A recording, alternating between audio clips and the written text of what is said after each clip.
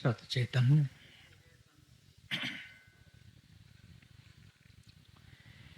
सत चैतन्य।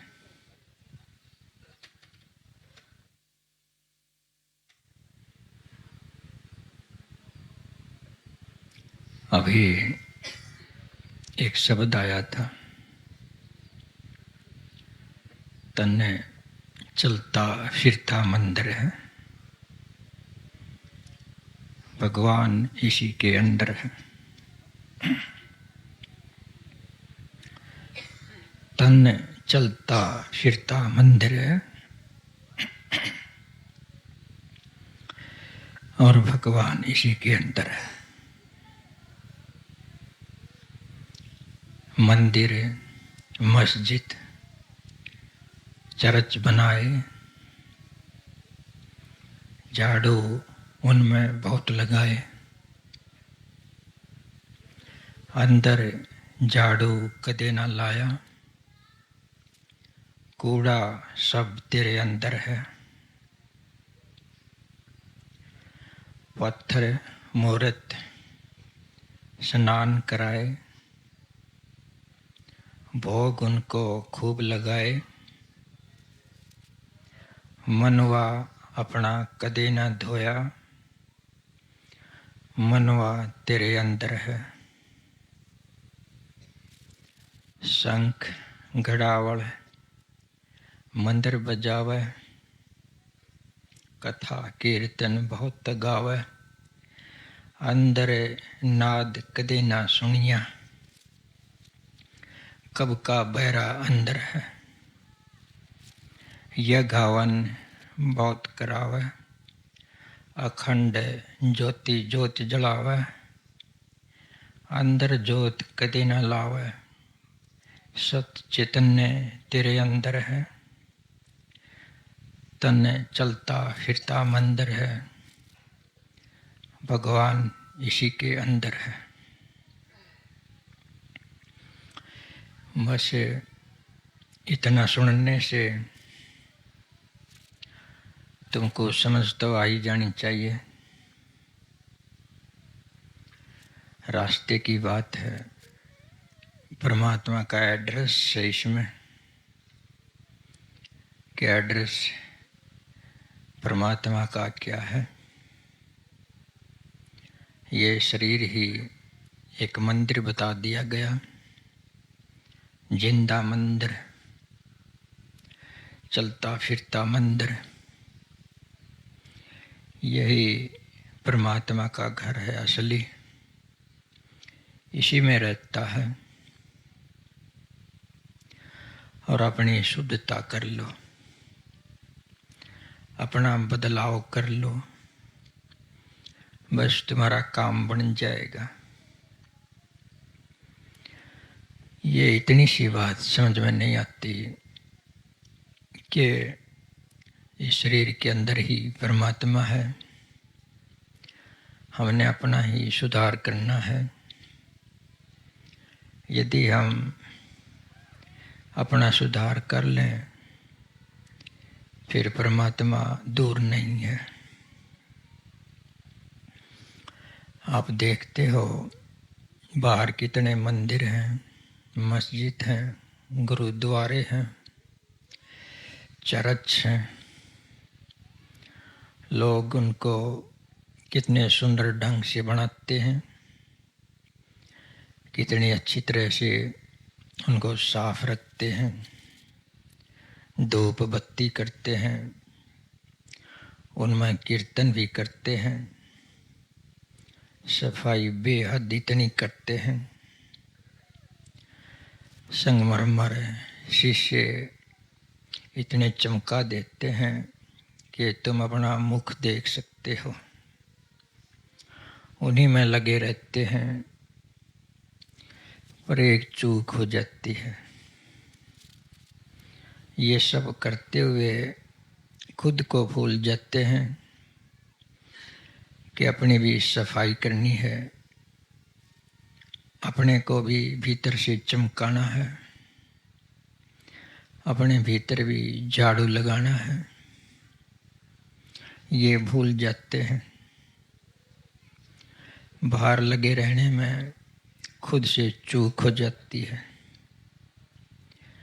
बाहर कितने भी लग जाओ, कुछ भी करो, कितने भी लगन से करो, कैसे भी करो, यदि तुम अपने आप को चूक गए, आपको वो नहीं मिलना जो आपको चाहिए। तो थोड़ा सा ध्यान तो कर लिया करो इस बात का कि झाड़ू उनमें बहुत लगा है,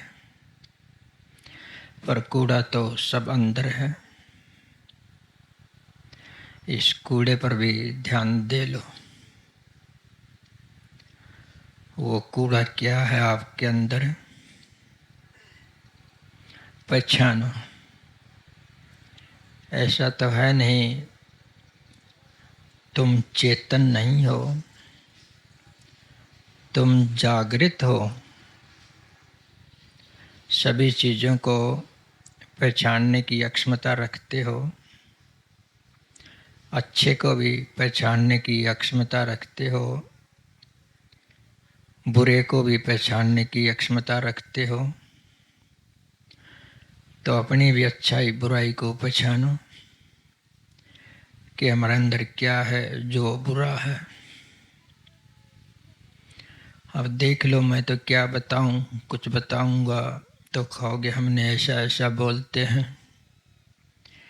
किसी के अंदर वो बुरा ना हो तो समझ लेगा कि हम ही बुरा बताते हैं, और बुरा तो कवच पहन लेगा, वो सुनेगा नहीं। तो तुम ही अपना अंदाजा लगा लो तुम्हारे अंदर क्या क्या है। लेकिन एक चीज़ तो कॉमन है, उसको मेरे को ही पता है, उसका तुमने भी पता है। एक चीज़ कॉमन है, जो कूड़ों का ढेर है, जो सभी कूड़े उसके चारों ओर इकट्ठे हो जाते हैं। जितने भी दोष हैं, बुराइयां हैं, वो सब उसी के कारण आपके अंदर इकट्ठे हो जाते हैं। वो मूल कूड़ा है, मूल कूड़ों का कूड़ा। उस कूड़े का नाम है अहंकार। ये अहंकार ऐसी बात नहीं है कि बुरे बुरे में है, ये अच्छे में मिल जाता है, ये साधु संत में मिल जाता है। इसका जाना आसान काम नहीं है। ये अहंकार जिसके अंदर है, बाकी सभी दोष उसके अंदर आ जाएंगे, ये कुदरतन है।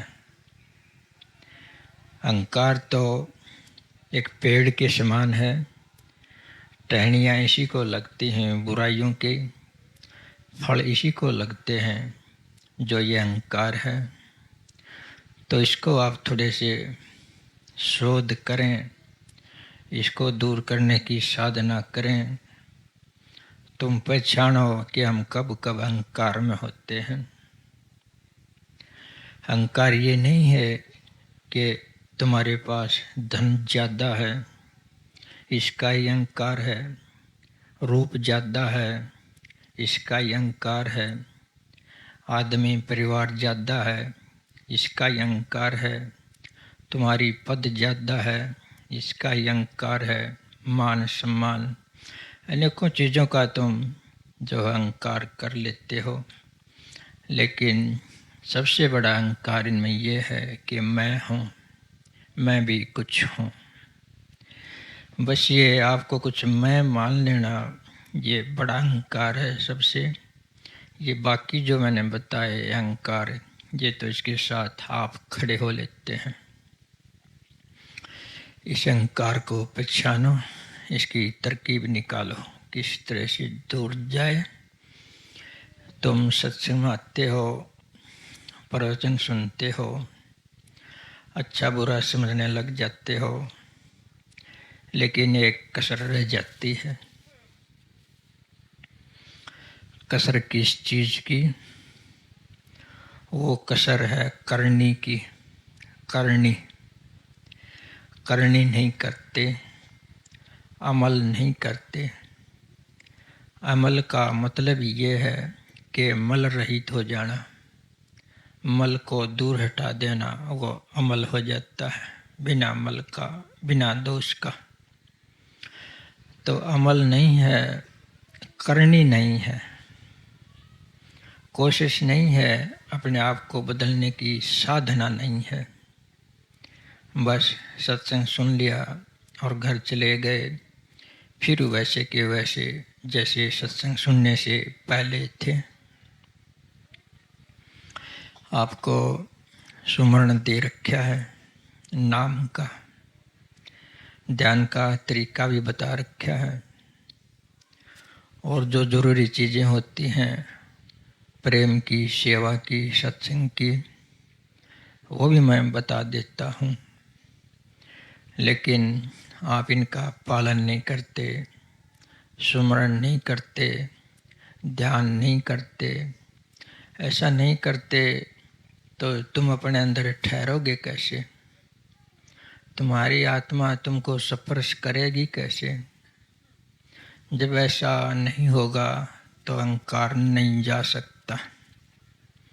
अपने अंदर ठहरो, ठहरोगे तो आपका हौस बढ़ जाएगा। हौस बढ़ा तो अहंकार का वहाँ ठिकाना नहीं हो सकता, वो पहचान में आ जाएगा। फिर तुम अहंकार करोगे तो तुमको पता चल जाएगा कि मैं गलत रास्ते पर हूँ, मैं गलत कर रहा हूँ। एक हौमा है तुझ में, एक हौमा है पास तेरे। हौमे का मतलब है अहंकार। एक हौमा है पास तेरे, इसलिए महबूब दूर हैं तेरे। इसीलिए तेरे महबूब हैं जो तेरे साहिब हैं, तेरा स्वरूप है, परमात्मा है, तेरा गुरु है, वो तेरे से दूर है। एक हौमा है पास तेरे, इसलिए महबूब दूर हैं तेरे। पर एक हंस भी है पास तेरे, एक हंस भी है पास तेरे, एक रोशनी भी है पास तेरे, एक आग भी है तेरे पास तेरे, वो सदा समान है तेरे। वो जो तेरे पास हंस है, एक समझ की हंस है, वो भी तेरे अंदर है।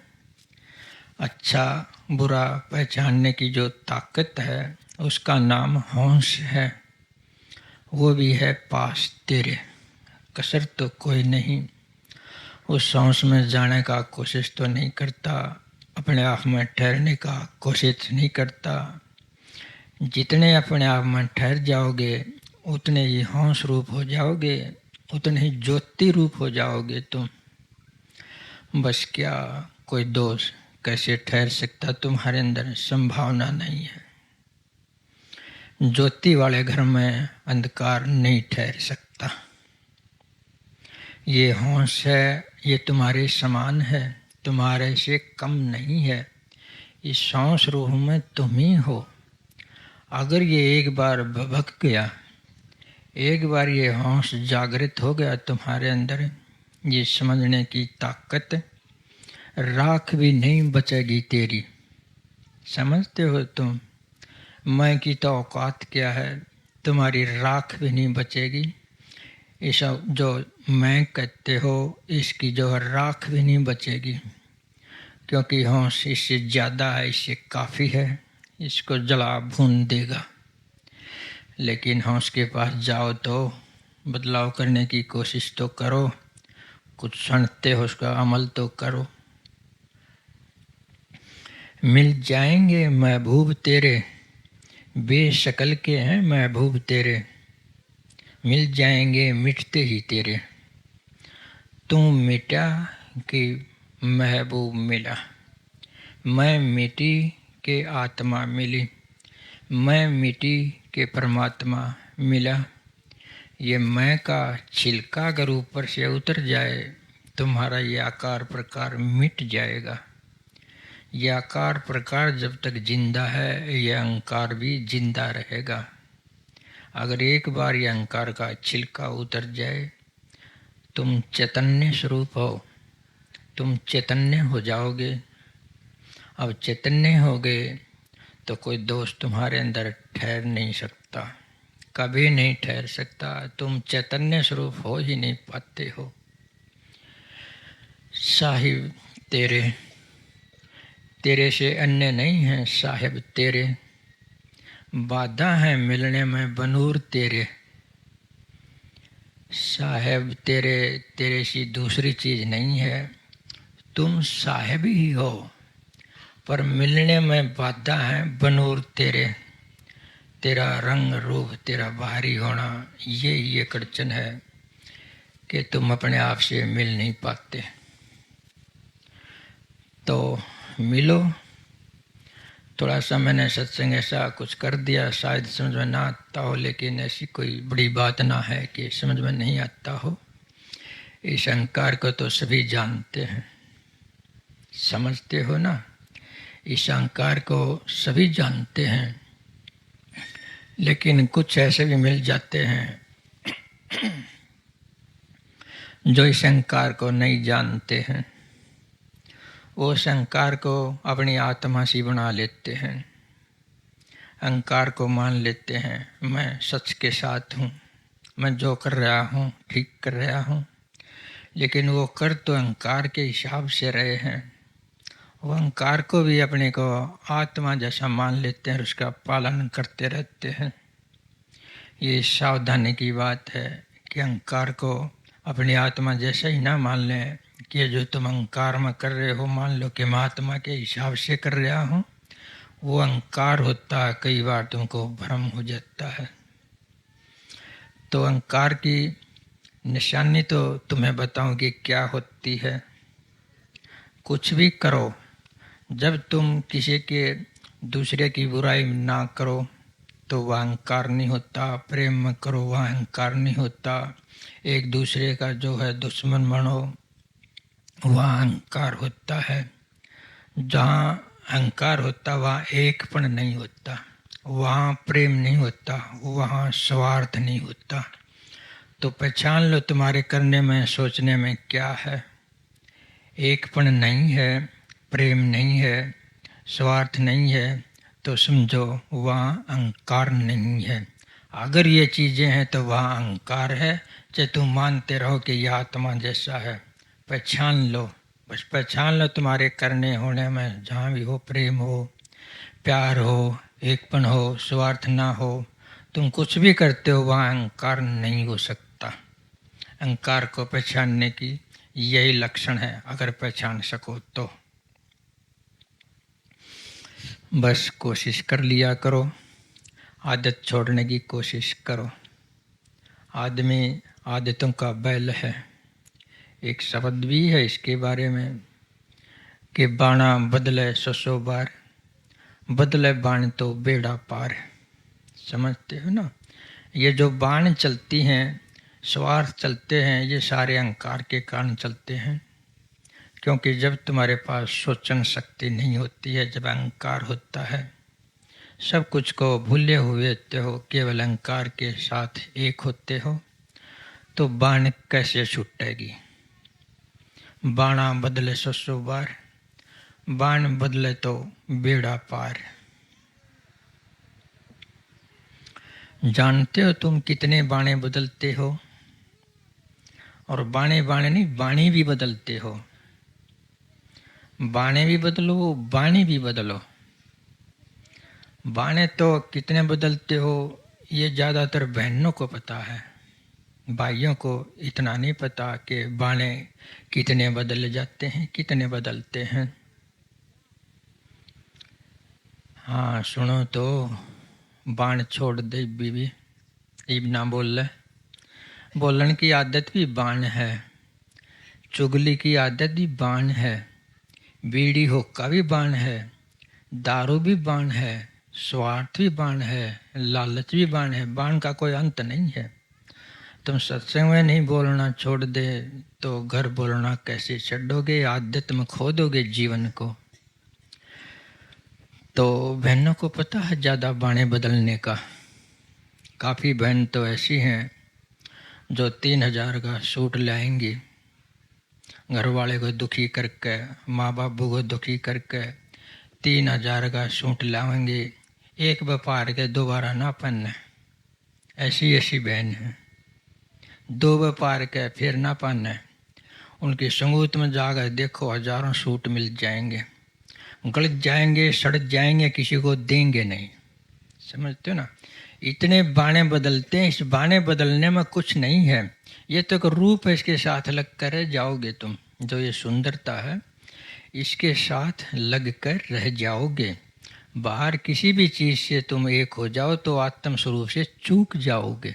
समझते हो ना, ये बाणा बूणा बदलना, ज़्यादा सुंदर बनने की कोशिश ना करा करो। सुंदर तो तुम्हारा स्वरूप है भीतर का, जो सुंदर, जो अच्छे विचार हों, प्रेम भाव हों, वह सुंदर है तुम्हारा विचार, उसको खोज लो ना तुम। ये शरीर तो कागज की पुड़िया, गलत जाएगी एक दिन, कितना सजा लो धजा लो, ये तो बालों की भीत है, झड़ते झड़ते झड़ जाएगी, कितनी कोशिश कर लो तुम। एक फकीर था, उसको जो है ये नहीं पता था कि औरत कैसी होती है। उसने औरत देखी नहीं थी अब तक।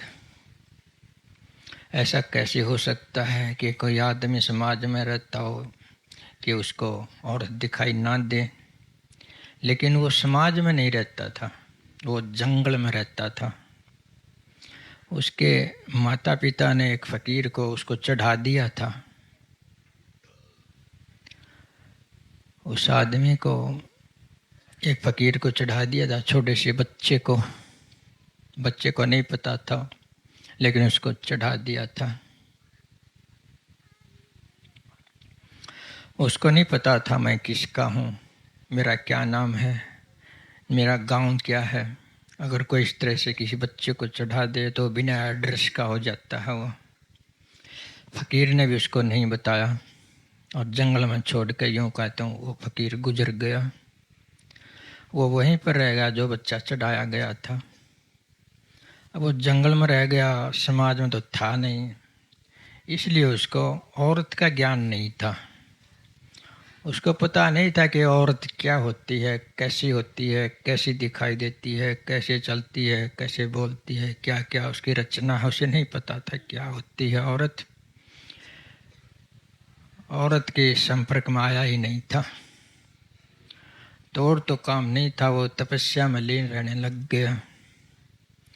इधर इंद्र महाराज को चिंता हो गई कि तो मेरे सिंहासन को छीन लेगा।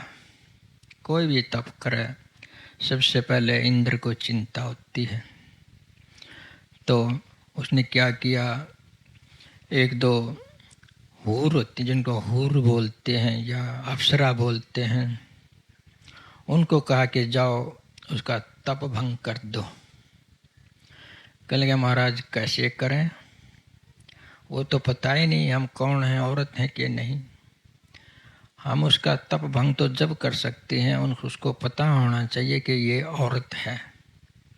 अगर इसको पता नहीं होया कि ये औरत है तो उसको हम भंग कैसे करेंगी, कैसे उसका जो मन भंग करेंगी। उसको पता तो होना चाहिए कि ये औरत है। उसको पता नहीं है, क्या जरिया है, क्या करें। क्या कहने लगी तुम चतुर हो, फिर भी भटकाना जानती हो, जाओ उसके पास। तो उसके पास चली गई। जा कर के उस ऋषि ने उनको देखा, उन सुंदर सुंदर लड़कियों को। उसने पहले ये देवताओं की तस्वीर, अवतारों की तस्वीर देखी थी। उनको दाढ़ी मूछ नहीं होती, नहीं होती ना। राम को देखोगे कोई दाढ़ी नहीं, कृष्ण को देखोगे कोई दाढ़ी नहीं। तो ये बगैर दाढ़ी के होते हैं ना, इनको देवता भगवान बोल देते हैं। तो उसने समझा उनको देख करके कि ये तो कोई देवता आ गए, क्योंकि इनके दाढ़ी मूछ नहीं है। ये तो एक बड़े चढ़े ऋषि आ गए, तो इनकी तो सेवा करनी चाहिए, आओ भगत करनी चाहिए। ये तो बड़े सुंदर सुंदर आ गए, मैंने तो आज तक देखे भी नहीं। औरत ने नहीं पकड़ा तो सुंदरता ने पकड़ दिया। समझते हो इस बात ने? वही बात समझाता हूँ कि कोई भी चीज़ तुमको पकड़ लेगी, जिसके साथ तुम होगे तुम बाहर रह जाओगे। तो जो औरत थी वो सुंदर सुंदर बन के आई थी, जो काम दृष्टि से तो उसको भंग नहीं कर सकी, सुंदरता के साथ एक कर लिया उसको कि ये बड़ी सुंदर है, और भी सज धज करने लग गई। उस ऋषि का सुंदरता से इतना लगाव हो गया कि उनसे दूर न जाओ, वो इतना सम्मोहित हो गया। दूर भी जाओ तो अपने साथ रखे। उसको तो पता ही नहीं था कि ये औरत है, वो तो इनको ऋषि समझ रहा था, देवता समझ रहा था, बड़े भाव से उनको साथ रखता था, हमेशा उसके ऊपर रह ही नहीं सके था। जब सुंदरता से इतना चिपक गया तो उसका अपने आप से चिपकना बंद हो गया। समझे इस बात ने? जो उसका अपने आत्मा से ख्याल जुड़ा हुआ था, सुंदरता ने वो ख्याल हटा दिया, उसका ख्याल जुड़ना अंदर था, जुड़ गया बाहर सुंदरता से। यही बाणे की बात थी ना, ये बाणा ले बैठता है दूसरों को भी तुमको भी। तो बाणे पर ज़्यादा ध्यान ना, बाण बदलने पर ध्यान दो। तो सुंदरता के योग में ऋषि का आत्मा से योग टूट गया। बिना भोग के उसका जो है तप भंग हो गया। समझे इस बात ने? अंदर से लगाव उसका बंद हो गया कि बाहर की चीज़ से ही चिपका था, थोड़ा सा एक सुंदरता से ही चिपका था। तो हमारे पास तो चिपकने के लिए पता नहीं क्या क्या है, सुंदरता क्या। देखो क्या क्या है बाहर जगत में, तुम किस किस चीज़ के साथ चिपक कर उसके साथ एक हो जाते हो और अपने आप को भूल जाते हो। जिसके साथ चिपक जाते हो उसको माया बोलते हैं ना, माया। लेकिन वो माया नहीं है। माया क्या है? तुम्हारा अज्ञान है। अज्ञान के कारण तुम उसको चिपक जाते हो। इस अज्ञान को हटा दो तो वो ऐसी चीज़ नहीं है जो तुमको तंग कर सके, तुमको काम आ सकेगी। बस अज्ञान के कारण तुमके साथ इतने एक हो जाते हो, उसको सही और सत्य मान लेते हो और अपने आप को भूल जाते हो, तो तुम चूक गए अपने आप से। भीतर कूड़ा यूं का त्यों रहेगा। संसार से एक रहोगे तो कूड़ा साफ नहीं होगा। संसार के एक साथ रहोगे तो अज्ञान साफ नहीं, ये अहंकार साफ नहीं होगा, क्योंकि अज्ञान नहीं जाएगा। अज्ञान नहीं जाएगा तो अहंकार भी नहीं जाएगा, अहंकार नहीं जाएगा तो स्वार्थ भी नहीं जाएगा, अहंकार नहीं जाएगा तो भ्रष्टाचार भी नहीं जाएगा। क्या है? कुछ भी नहीं जाएगा इस संसार से। जो खराब खराब हो सारा साथ रहेगा। तो मोटी बात है, अपना खुद का सुधार कर लो। ये शरीर तुम्हारा बिल्कुल एक जिंदा मंदिर है और तुम इसके अंदर रहते हो। इसके अंदर बहुत सारी चीज़ें हैं, इंद्रियां हैं इसके अंदर, भोग विलास की इंद्रियां हैं। उनके साथ थोड़ा सा संयम से रह लो। संयम से कहता हूँ, ये नहीं कहता उनके साथ बिल्कुल ना रहो। उनके साथ संयम से रह लो, उनको कंट्रोल करके रह लो, अपने कंट्रोल में होकर के रह लो। अपने नाक में जो है चेतनता की नथनी डाल कर रह लो। रह तो लो इसमें, लेकिन नहीं हो पाते, फिर वही आदत, फिर वही आदत। अब मैं सुना रहा हूँ, माना कोई भाई बीड़ी पीता है, हुक्का पीता है, शराब पीता है, लेकिन मैंने बता दिया कि ये परमात्मा का मंदिर है, जिंदा मंदिर है। इतना सुनने के बाद भी वो सुट्टा मारना बंद नहीं करेगा। वो परमात्मा के मंदिर में जहाँ धूप चढ़ानी है भजन की, वहाँ बीड़ी की महक चढ़ाओगा, वहाँ उसको शराब पिलाओगा भीतरले परमात्मा को। इस मंदिर को बिल्कुल गंदा कर देगा, इसमें मेरे बांस उठेगी। इतना बताने के बाद भी कि ये जिंदा मंदिर है, इसको अशुद्ध करोगे, इसके अंदर भगवान है, उसको भी अशुद्ध रखोगे, यानी तुम अपना सुधार नहीं करोगे। इसमें हुक्का डालते जाओगे, इसमें बीड़ी डालते जाओगे, इसमें शराब डालते जाओगे, इसमें निंदा चुगली डालते जाओगे, इसमें स्वार्थ डालते जाओगे, इसमें अहंकार डालते जाओगे। जो कुछ भी कूड़े में डालना है शरीर में डालोगे। समझते हो? मैंने एक कहानी सुनी थी बंदर की। कि एक अंग्रेज के पास एक बंदर था। उसने बड़ा उसे प्रेम करता था उस बंदर से। तो ये जानवर जिनसे प्रेम करते हैं ये उससे भी ज़्यादा प्रेम करने लग जाते हैं। आदमी जितना प्रेम करो उसे चौगुना करके देते हैं। आदमी नहीं करके देता चौगुना। तो बड़े प्यार से उस बंदर को रखता था। एक दिन क्या हुआ कि उस बंदर को ले करके वो पार्टी में पहुंच गया। अब पार्टी में तो शराब पी रहे थे। शराब पी रहे थे तो बंदर को भी पास बैठा लिया। वो बंदर से प्रेम कर रहा था। उसने सोचा कि मैं भी एक घूंट लेता, उस बंदर को क्यों नहीं एक घूंट दे दूं। तो प्याली भर के उस बंदर को दे दी। उस बंदर ने क्या करा, वो समझदार था उस अंग्रेज से। ये जानवर कई बार समझदार होते हैं। आदमी तो चूक कर देता लेकिन ये नहीं कर सकते अपने समय पर। उसने क्या किया कि उस शराब का प्याला उसके जूते में डाल दिया। लेकिन ये क्या करा, उसके लिए खिर खिर खिर करके कड़ा न्यों करे मुँह चकड़ा के कि ये जूतों में ही डालने की, ये अंदर डालने की नहीं है। समझते हो ना। उसके बाद उस अंग्रेज ने नहीं पीस रहा। उसने समझ लिया, बंदर से शिक्षा ले ली। तुम कहते हो ना गुरु, गुरु के बारे में सोचते हो, ऐसी कोई जगह नहीं जहाँ गुरु ना हो। बंदर भी गुरु बन गया उसका।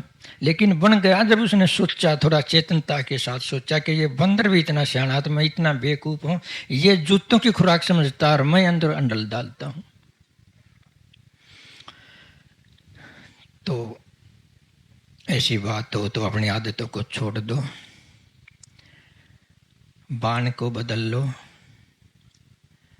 समझते हो ना। बदले बाणा तो बेड़ा पार। बाणा बदले बार बार, बदले बाण तो बेड़ा पार। लेकिन उन्होंने कहा था कि ये जो तुम्हारे जो बाहर बदलते हो बाणा, बाणा के साथ बाणी भी बदलते हो। बाणी बदलते हो, आज कुछ कराया है कल कुछ कर बैठोगे, परसों कुछ कराया है तरले दिन कुछ कर बैठोगे। आज किसी को वचन दिया है कि मैं तेरे को 10,000 रुपये दूंगा, कल इनकार कर दोगे। समझते हो ना। यहाँ गांव की बात है, एक आदमी आया बयाना दे गया जमीन का बयाना दे गया तो अगला दिन फिरा मिला, फिर गई बाणी। मैं इसकी शाही दे गया, अगला दिन फिरा मिला। तो इस प्रकार से कितने फिरते हो तुम्हारी वाणी। इस वाणी को जो बदलती है इसको भी रोक लो। तुम स्थिर हो जाओ, निश्चित हो जाओ, प्रमाणित हो जाओ। तुम सिद्ध कर दो कि हम आदमी हैं। जो बदलता है निरंतर ठहरा हुआ ना, वो आदमी है। कोई आदमी नहीं है, वो ठहरे हुए बन जाओ। बिल्कुल शांत, निश्चयवान, संकल्पवान, सत्संगी हो जाओ। देखो यहाँ मैं सत्संग बहुत सुना लिए हैं, लेकिन नाम की बात करता हूँ मैं, ध्यान की बात करता हूँ मैं, करने की बात करता हूँ मैं, बदलाव की बात करता हूँ। यहाँ जो सुनने वाले हैं उनके अंदर मेरे ख्याल 75% ऐसे होंगे जिनके पास ध्यान नहीं है, नाम नहीं है, सुमरण नहीं है, और वो कई साल से सत्संग सुनते आ रहे हैं। आज तक उन्होंने ऐसी कोई चेष्टा नहीं कि नाम भी ले लें, कि ध्यान भी ले लें, कि भजन भी कर लें, कि आगत भी बना लें। बस सुन लेते हैं, अमल नहीं करते।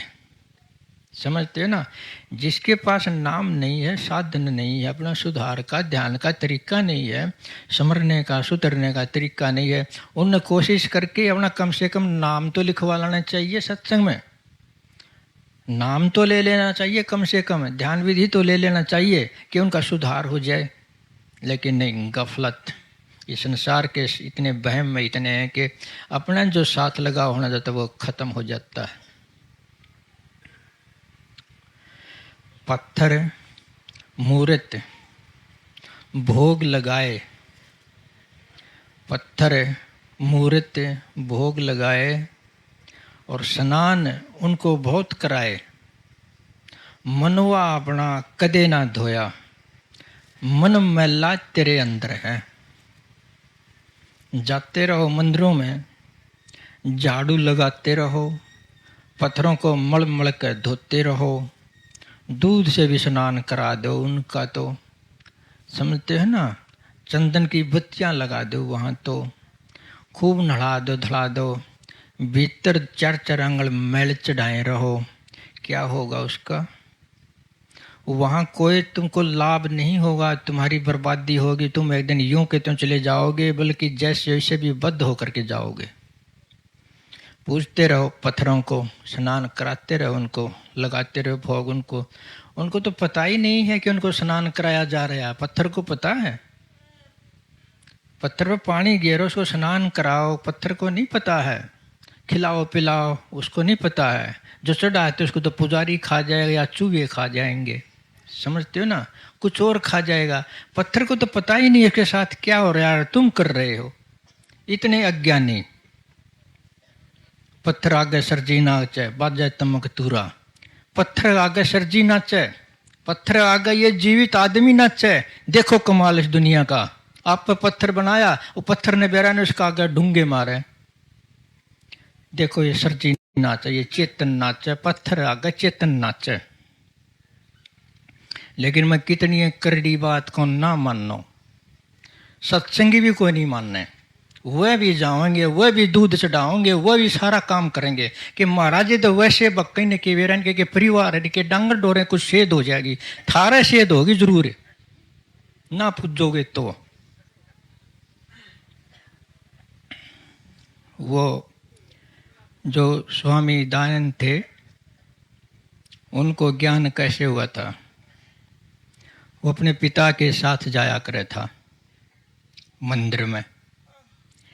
तो वहाँ वो चढ़ाया करता, शिवलिंग था एक, उसके दूध चढ़ांदा, और कुछ चढ़ा देंदा, खान पीन का फल चढ़ा देंदा, वो उसके साथ जांदा। एक दिन क्या हुआ कि स्वामी दयानंद थोड़ा होश में था, होश में था थोड़ा सा। उस दिन चांदना था, उसके भीतर विचार था। तो उन्हें क्या देखा, उसने जो केला केला चढ़ाया कुछ भी खान पीन का, वो चूहा लेके भाग गया। वो पत्थर बैठा बैठा देखे, कुछ ना करे। समझते हो ना? उन्हें समझाइए पत्थर इस चीज को भी नहीं बच सके, चूहे कोई मना नहीं कर सकता, तो मेरी खाने की चीज क्यों जो है लेकर भाग लिया, इसको रोक नहीं सका। ये पत्थर कुछ नहीं, ये कुछ नहीं देगा, इसकी अपनी शोधी नहीं, इसकी ये भी शोधी नहीं कि चूहा मेरी मिठाई ले गया। वहां से उसने मंदिर में जाना बंद कर दिया, पत्थर पूजा बंद कर दी, क्योंकि पत्थर दो पत्थर है। तो इतना तो तुम समझ सको हो। लेकिन उसी स्वामी दयानंद को जहर देकर मार दिया, क्योंकि ये पंडितों के विरोध थी बात। मूर्ति पूजा बंद हो जाता है, जो पंडितों का जो है इनका जो धंधा चालू है बंद हो जाए एकदम से। इसलिए स्वामी दयानंद को जिंदा मार दिया, जहर पारा मिलाकर। समझते हो? इधर एक कबीर साहब की वाणी आती है। उसके गुरु ने कबीर को कह दिया कि जा, जो शालग्राम का एक बट्टा सा होता है, इसको स्नान करा लिया। एक बट्टा सा होता है, और खट्टू श्याम भी बोल रहे हैं आजकल। खट्टू श्याम का बहुत बुंडा बहम हो रहा है, खट्टू श्याम खट्टू श्याम। उसकी माँ के कित बताऊं तो आश्चर्य करोगे तुम, खट्टू श्याम किसको कहें। तो वो पत्थर दे दिया उसको, कबीर को के लिए स्नान करा ला। स्नान कराने के लिए उसको ले गया, उसने जोर लगा कर गया और तालाब के भीतर फेंक दिया, अच्छे डूंगे फेंक दिया ठाक ने, और आ गया खाली गुरु के पास। तो गुरु ने कहा, अरे स्नान करा लाया? कि किसको करा कर लाया? वो डूबा पड़ा उड़े, वो अपन नहीं निकल सकता, हमने कैसे तैरेगा वो डूबा पड़ा, तू निकाल ला, तू धुआ ला, मैं तो लाऊं नहीं। अब गुरु की बात उसने माननी कौन, चाहे जो गलत गुरु की बात हो तो उसने कति ना मानो तुम, और जब ठीक हो तो उसको मानने से भी ना रुको। समझते हो ना? जो ये उसने पत्थर फेंक दिया, उसके अंदर पड़ा, लिकड़ेगा क्या उसका? तो पत्थर है भाई। और तुम्हारी ये सोच आंधी नहीं कि तुम पत्थरों को स्नान करा दे रहो, उनको भोग लगा दे रहो, और मनुआ तेरा अंदर उसका कभी साफ ना करो। मनुआ साफ कर लो और कुछ ना करो, तुम्हारा काम बन जाएगा। सुमरण कर लो उसके लिए, सत्संग सुन लो उसके लिए, सेवा कर लो, घर में बुजुर्गों की कर लो, इस मन को तुम पवित्र कर लो, इसके अंदर से अहंकार उसको निकाल दो, तुम्हारा काम बने जाओगा बस। लेकिन करनी अमल आपने करना होगा, थोड़ा सा आत्मानुसरण करना होगा। इसके लिए आत्मानुसरण का क्या मतलब है? जो आत्मा का है वो मानो, जो मन का है वो ना मानो, जो शरीर का है वो ना मानो, जो अहंकार का है वह मत मानो, जो तुम्हारे भीतरले से भी भीतरली आत्मा है जो कहे वो मानो, और वह गलत कह नहीं सकती। बस उसकी मान लो तुम। उसकी मानना आसान नहीं, वही मान सकता है जो अपने जो है दुख पे ध्यान ना दे, अपने टूटे नुहे पे ध्यान ना दे, जो बाहर की चीज़ों पर ध्यान ना दे, जो दुख उठाने के लिए तैयार हो, समझते हो ना, जो नुकसान उठाने के लिए तैयार हो, वही उसका अनुसरण कर सकता है भीतर वाली का, नहीं तो कोई नहीं कर सकता। तब कर सकता है। क्यों ना, ये थोड़ा सा नुकसान की बात सोच ली कि अरे नुकसान हो जाएगा, तो तुम आत्मा का पालन नहीं कर सकते, तुम बाहर जाओगे, आत्मा को इग्नोर कर दोगे, मना कर दोगे कि इसकी क्या मिलेगा, इसको सुनने से। कई बार जैसे कह देते सत्संग में क्या मिलता है, वहाँ जा कर के टाइम खर्च करते हैं, कुछ नहीं मिलता है। तुम ऐसे भी सोच लेते हो कि क्या मिलेगा इससे, अगर मैं आत्मा की मानूंगा तो। लेकिन आत्मा की मानोगे तो आत्मा मिलेगी, आत्मा से बड़ा धन नहीं है। बाहर का कुछ भी खो जाए, एक आत्मा ना खोवे, तुम्हारे पास सब कुछ है। आत्मा ने ना खोन दो। इसकी जो आत्मानुसरण की परीक्षा भी होती है, जो परिस्थिति कभी ऐसी आ जाती हैं कि आत्मानुसरण की, आत्म पालन की जो परीक्षा हो जाती है।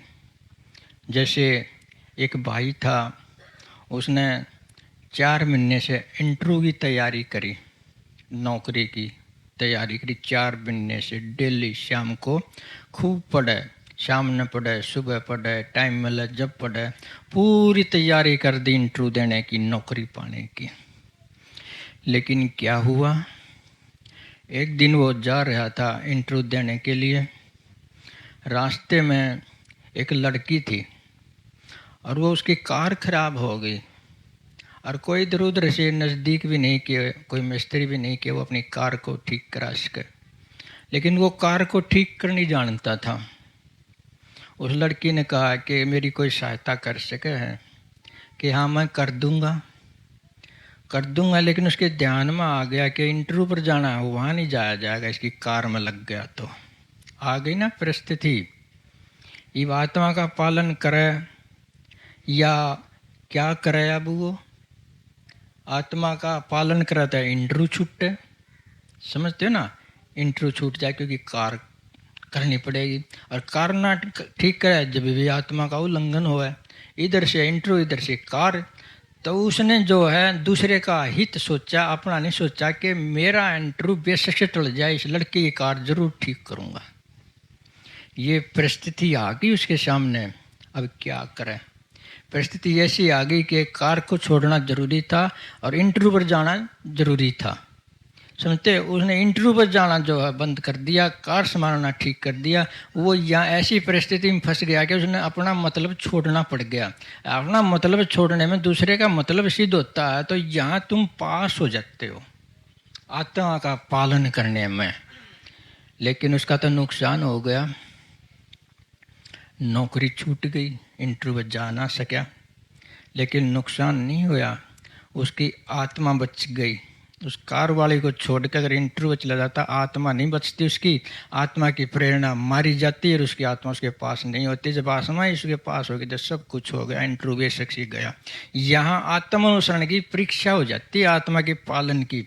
और छोटे मोटे दुख सुख में तुम तो भाग जाते हो कि क्या रखे आत्मानुसरण में, बाहर नुकसान हो जाएगा, बाहर नुकसान हो जाएगा, इसकी परवाह ना करो, अपनी आत्मा का पालन कर दो, तुम सत्संगी हो जाओगे। इससे पहले सत्संगी कैसे हो गए, तुम अपनी आत्माएं का पालन नहीं करते। आत्माएं तो सत्य है, आत्मा ही सत्य है, उसका ही पालन कर लो, तुम सत्संगी हो गए बस। फिर तो बहुत हो जाएगा, इतना कर लोगे तो। लेकिन बड़ा मुश्किल है भाई पालन करना आत्मा का।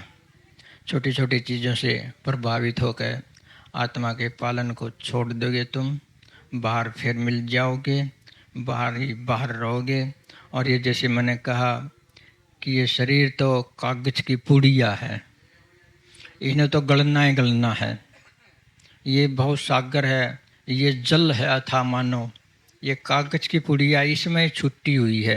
कागज की पुड़िया जल में बच सकेगी के या गले गलेगी, या गले गलेगी तो इसके साथ ज़्यादा ना चिपको तुम, इसके साथ ज़्यादा चमकोगे तो तुम्हारा अहंकार जीवित रहेगा, क्योंकि अज्ञान तुम्हारा जीवित रहेगा। अहंकार का मूल अज्ञान है और अज्ञान बगैर अमल के जागे नहीं। इसलिए तुम बदलने की कोशिश कर लिया करो, अपने आप को थोड़ा सा बदलने की कोशिश कर लिया करो। उसके लिए साधन करने की ज़रूरत है, वो कर लो। जिसके पास साधन ना हो, सत्संग सुने तो अपना साधन भी ले लिया करो, तुम्हारा जीवन सफल हो जाएगा। बस इतना तो बहुत हो गया सत्संग।